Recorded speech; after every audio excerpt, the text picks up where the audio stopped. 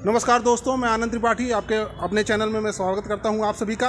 आज हम गुरु जी हमारे पीछे हैं जो आमरण अनशन किए हुए हैं। वो अपने परिचय के मोहताज नहीं हैं। परमहंस दास जी महाराज तपस्वी छावनी के पीठाधीश्वर हैं और हिंदू राष्ट्र के लिए, जैसा उन्होंने 1 महीने पहले बताया था कि 7 नवंबर से वो आमरण अनशन की स्टार्टिंग कर देंगे, तो आज 7 नवंबर है। आज गुरुजी भोर से ही आमरण अनशन में बैठ गए हैं और उसके बाद हिंदू राष्ट्र की मांग और उसके साथ कई मांगे, 7 सूत्री मांग गुरुजी कर रहे हैं। गुरुजी कुछ बताएंगे क्या क्या मांगे हैं आपकी?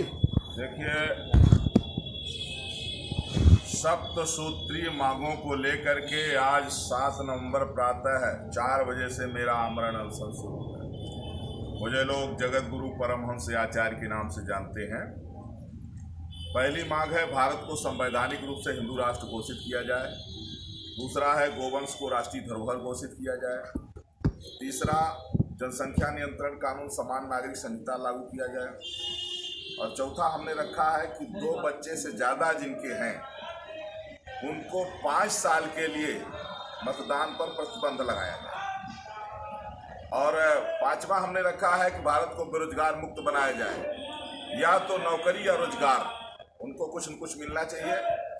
और इसके बाद हमने रखा है 6वां कि जो बच्चे जो 60% से ज़्यादा जिनका रिजल्ट आता है उनको कम से कम 2000 रुपये पर मंथ सरस्वती सम्मान निधि सरकार दे, जिससे शिक्षा के प्रति लोगों के बच्चों का थोड़ा और ज़्यादा बढ़े, शिक्षा में सुधार हो। और जिनकी आर्थिक स्थिति ठीक नहीं है, ऐसे जो 60 साल से ऊपर जो है, जैसे कोई जो अति वरिष्ठ हैं, चाहे वो महिलाएं हों या पुरुष हों, तो उनको वरिष्ठ नागरिक सम्मान निधि के तहत 10,000 रुपये पर मंथ दिया जाए। तो ये हमारी सप्तसूत्री मांग है। इसको लेकर के आज से हमारा प्रोटेस्ट या आमरण अनशन शुरू है। दरअसल में आज का ही दिन था कि हिंदू नरसंहार 1966 में 7 नवंबर को तत्कालीन प्राइम मिनिस्टर इंदिरा थी, कांग्रेसी गवर्नमेंट थी, जब धर्म सम्राट स्वामी करपात्री जी के नेतृत्व में देश के कोने कोने से नौजवान, किसान, माताएं, बहनें, बेटियां, साधु संत संसद भवन पहुंचे थे गौ हत्या बंद कराने के लिए। इंदिरा ने गोली चलवा दिया था। वो कांग्रेस की गवर्नमेंट थी, आज भाजपा की गवर्नमेंट है। आज फिर मैंने इसी तारीख को दोहराया है और अब भाजपा गोली चलवाएगी कि फूल बरसाएगी, जो भी होगा, आज से प्रोटेस्ट शुरू है। और समर्थन बहुत तेजी से मिल रहा है। पश्चिम बंगाल से लोग आ गए हैं, महाराष्ट्र से महंत एकनाथ महाराज के साथ में तमाम हजारों लोग आ गए हैं, और नेपाल से लोग आ गए हैं। तो बहुत दूर दूर से लोग पहुंच रहे हैं। और जरूरी भी है, केवल चाहने से नहीं होगा, हिंदुओं को घर से निकलना होगा। सारे साधु संत हिंदू धर्माचार्य निकलिए घर से, अयोध्या आइए और समर्थन दीजिए, तब भारत हिंदू राष्ट्र बनेगा।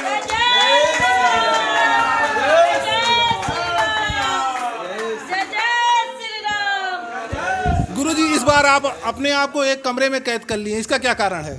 दरअसल में प्रशासन जो है तो गिरफ्तार करने के लिए प्रयास कर रहा था। अच्छा।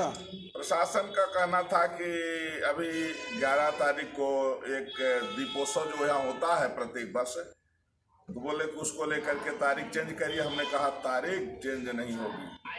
और अब चल रहा है, तो हमने कहा वो जब गिरफ्तार करने लगे तो हमने अंदर से ताला वाला मार दिया है।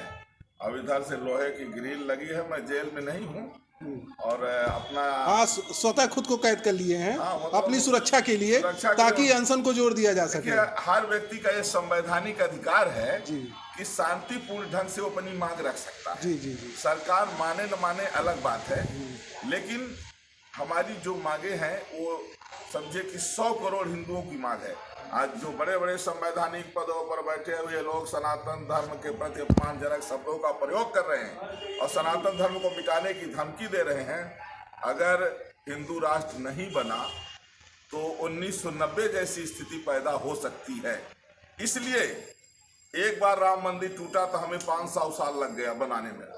अगर फिर से ऐसी स्थिति बनेगी तो फिर क्या होगा? इसलिए जब 1947 में धर्म के आधार पर देश बटा तो उसी को क्लियर कर दिया जाए। जब पाकिस्तान, बांग्लादेश मुस्लिम राष्ट्र बन गया तो उस बंटवारे से जो बचा हुआ है उसको हिंदू राष्ट्र घोषित करें। ये हमारी मांग है और मेरे समर्थन में इस बार पूरा देश उमड़ पड़ा है।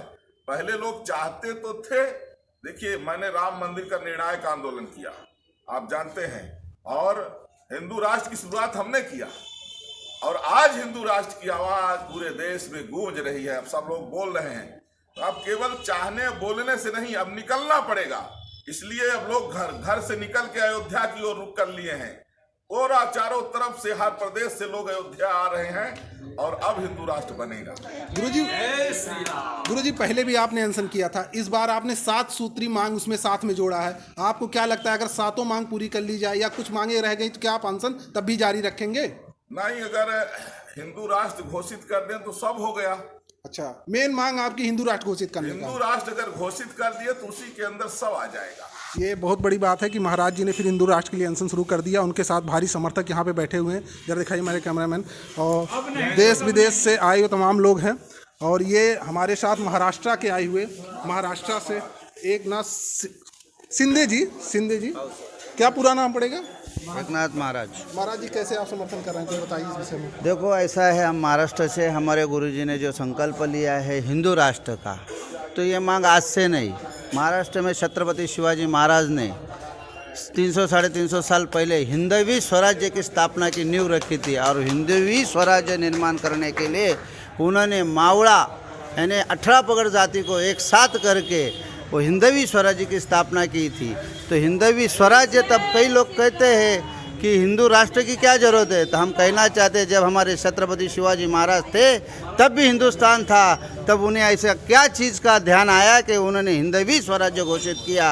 यानी हिंदवी स्वराज्य यानी खुद का एक राज्य, खुद का एक देश, और जहाँ हिंदू को मजबूत बनाया जाए और हिंदू अपना महसूस करे कि ये हमारा घर है। तो हिंदू राष्ट्र के समर्थन के लिए हम गुरु के पीछे है। और ये जो उपोषण हो रहा है, अब महाराष्ट्र से हजारों तमाम लोग यहाँ प्रस्थान करेंगे और इस मुहिम को और तेज़ी से आगे बढ़ाएंगे। महाराज जी, मान लीजिए हिंदू राष्ट्र घोषित हो जाता है, तो उसके बाद जो बाकी समुदाय के लोग हैं उनके लिए आप लोगों का क्या विचार है? वो भारत में उनके लिए क्या स्थिति बनेगी, या आप लोग क्या चाहते हैं? नहीं, ऐसा है, और भी देश है जो इस्लामिक राष्ट्र है, ईसाई राष्ट्र है, बुद्ध राष्ट्र है, वहाँ भी तो हिंदू रहते हैं। और यहाँ भी हिंदू राष्ट्र, एक देश हिंदू का हो, यहाँ भी जो भी लोग समाज के लोग रहते हैं बिल्कुल रह सकते हैं। लेकिन जैसा सबके नाम पे देश है, तो ऐसा हमारे नाम पे भी एक राष्ट्र होना चाहिए, यही मांग है हमारी। लगभग 40 करोड़ लोग जो भारत में हैं वो अन्य समुदाय के हैं, तो उन पे बहुत बड़ा असर पड़ेगा। क्यों पड़ेगा?